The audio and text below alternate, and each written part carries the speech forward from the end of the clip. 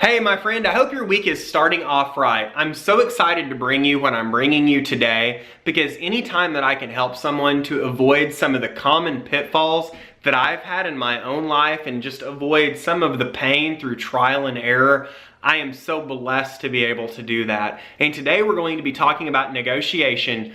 I look back on negotiations that I've tried to make in my past that have either completely failed or just completely went sideways. And I sometimes think to myself, I cannot believe that I said that.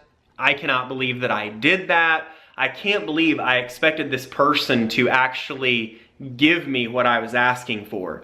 And so I've taken information from men who have negotiated much more frequently and much longer than me. I've turned to mentors who have negotiated a lot, and I've asked them, okay, what are the mistakes that I'm making? What do I need to do? And that has trickled down into really this 6-point plan that I'm going to show you today, that if you just follow this plan, if you just follow it step by step, it is going to help you to leapfrog over a lot of the mistakes that people make, the common denominator mistakes that people make when they try to negotiate, and it's going to help you to be able to negotiate from a place of power. So that's on the podcast today. I hope you enjoy it.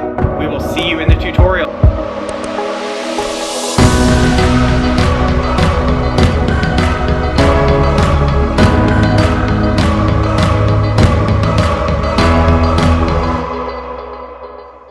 All right, so this is the strategy to making that life-changing deal. Number one, it's a simple one. Define your ideal ask. In other words, if this negotiation went perfectly, if the stars were aligned and the sun was shining, the birdies were chirping, the air was fresh, what is the thing that you would get? Okay, if everything went perfectly and you got your ideal ask, what would you get? And then type it out. Type out exactly what your ideal ask in this negotiation is going to be. And that's super important because that's where you need to start. Okay, that's number one. Number two is you need to have 3 other options in your negotiation. This is one of the biggest mistakes I see people make. They walk in with one option or they're going to walk away, and that's all they have.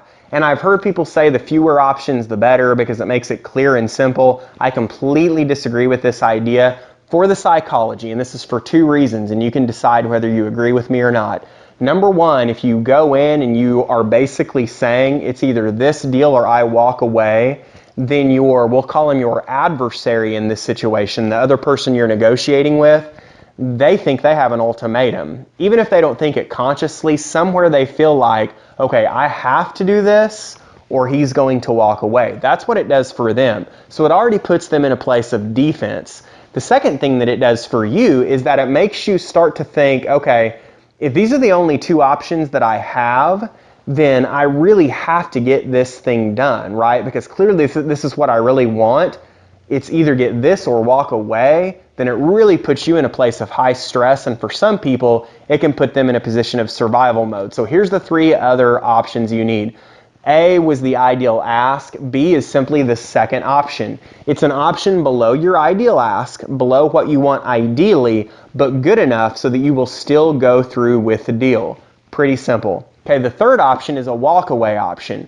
Now, this is the option where you simply walk away, but there's another part to this. You get really clear on what you're going to do, where you're going to go if you do have the walk away, and get to the point where you are clear on it and you accept it so you don't feel like the walk away is a scary unknown thing. You make it an option, which is option C or 3, the walk away option, and then option 4 or D is the backup deal option. Before you go into this major negotiation, you need to get with, we'll say, a competitor or somebody else in the same industry, and you need to decide what it is that they might be able to offer. This allows you to get really comfortable in going to your main negotiation. It also could show you, hey, maybe I don't want to do this deal. Maybe I want to do the deal with this guy.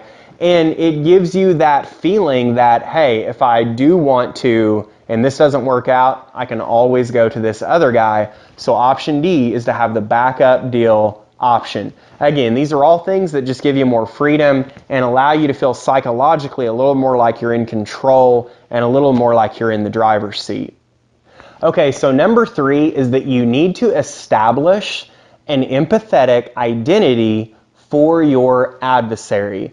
Now, what I mean by that is the person that you're negotiating against can sometimes be seen like as an enemy, and it's very easy to kind of make them look worse than they are or give them a negative identity. Okay, the person who has a negative identity is the person that you can't influence. The person who is rigid, who only wants it their way, who can only see it from their point of view.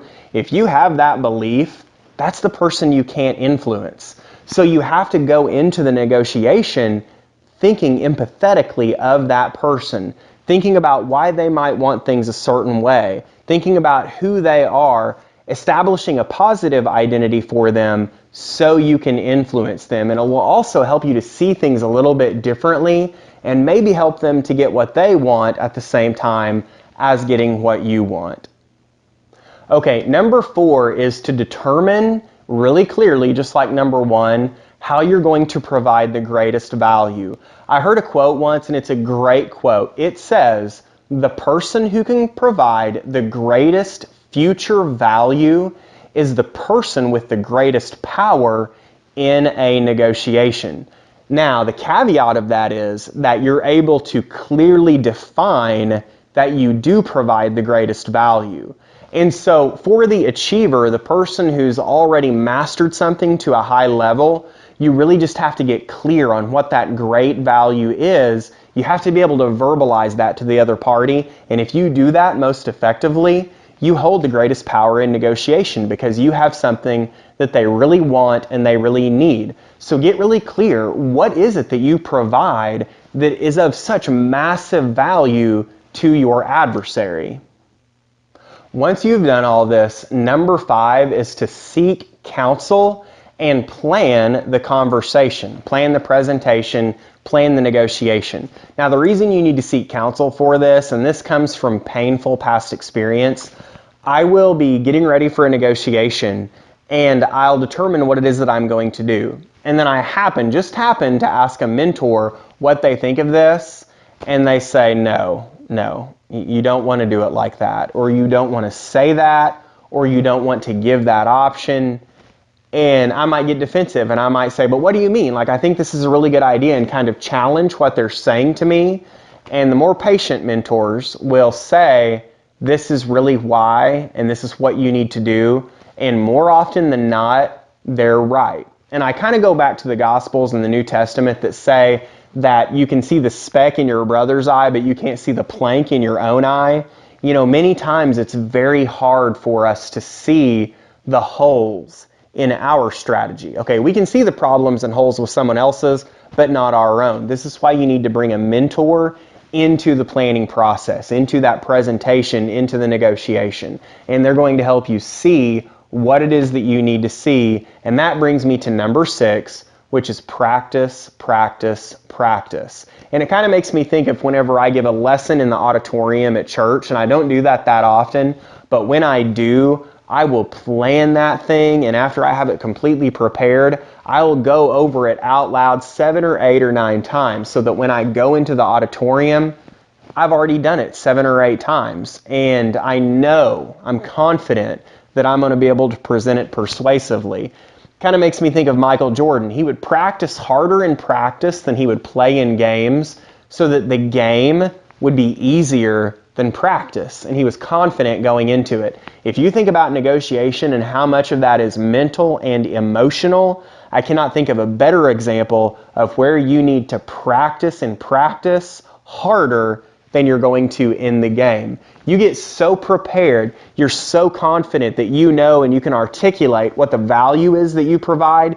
You get so prepared on being able to be clear on what it is you're going to offer and what it is they're going to offer. And you just have this confidence and clarity that brings power and shows that you know what you're doing, you're professional, and you're ready for this negotiation. Repetition is the mother of skill, so practice, practice, practice. If you do these things, if you practice these 6, if you have that negotiation you're going through right now, you can take it right now. If you don't have the negotiation right now, bookmark this and save it for later. The content is invaluable, and when you get ready to go through that negotiation, you will avoid all the pitfalls, all the trial and error that I've gone through, and I wish you that success, and I hope that you avoid those pitfalls. I hope you have a great week this week, and whatever you do with this week, my friend, just remember to do 2 things with it. Be both purposeful and productive. Thank you so much. Have a great week. We'll talk to you next time. Did you like this video? Would you like to make sure that you apply it to your daily life? If so, go to stonevlog.com, click Blueprints, and download the blueprint for this video so you can really apply it. It's going to give you really the meat of what was discussed here today, and then it's more importantly going to give you your 7-day challenge. This is the part that really makes this applicable and makes you a doer more than just a hearer. So go check it out. That will also subscribe you so you receive these videos in your inbox every week so that you can continue to grow, continue to have deeper purpose and higher productivity, and become more. Thanks so much. Have a great day.